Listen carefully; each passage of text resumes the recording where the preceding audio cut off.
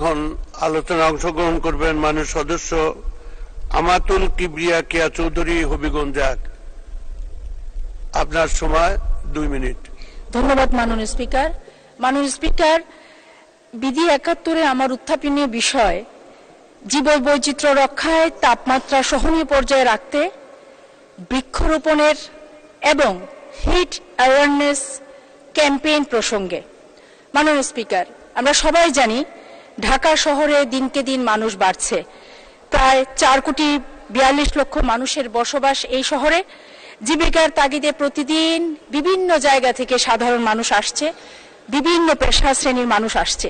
সবুজায়নের এক সময় এই সবুজ ঘেরা ঢাকা এখন কংক্রিটের শহরে পরিণত হয়েছে।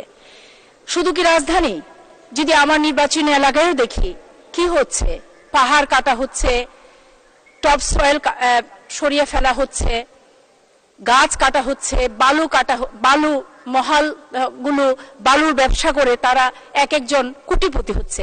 কিন্তু সাধারণ মানুষ আজকে বিপর্যস্ত, অসহনীয় গরম, তাপমাত্রা সহ বিভিন্ন রকমের রোগ বালাইয়ের কারণে। এ থেকে মুক্তি চাই মাননীয় স্পিকার, আর এ থেকে মুক্তির জন্য হিট অ্যাওয়ারনেস এখন খুবই জরুরি। সামনে বর্ষা আসছে মাননীয় স্পিকার, আমরা বর্ষায় অনেকে বৃক্ষরোপণ করব।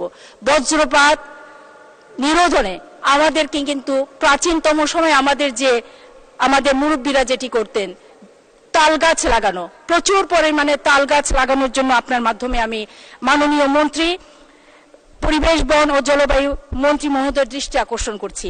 বিষয়টি জনগুরুত্বপূর্ণ বিধায় এটিকে গুরুত্ব আরোপ করে ব্যবস্থা নেওয়ার জন্য আপনার মাধ্যমে অনুরোধ জানাচ্ছি।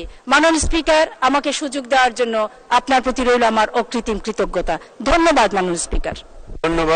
ধন্যবাদ মাননীয় সদস্য।